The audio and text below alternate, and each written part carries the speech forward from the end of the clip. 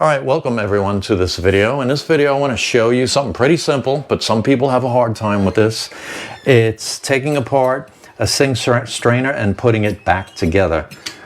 A good deal of them look like this, but some people put it together wrong and it never works the right way. So I'm going to show you quickly how to do this. Let me mount my camera here.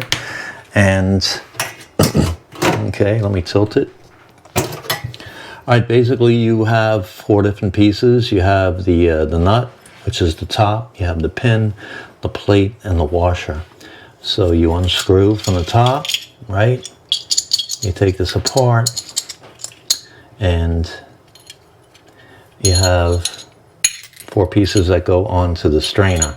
Okay, so actually it's 5 pieces altogether. So to put it back together, what you do is you take the washer first, and you'll see that it's a flange, and you want this to face outward from the strainer, okay?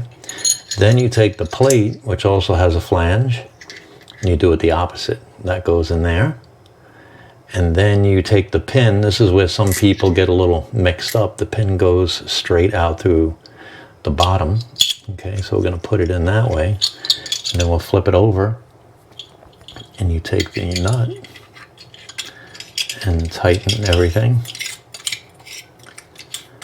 Okay, and then now you will have a nice seal.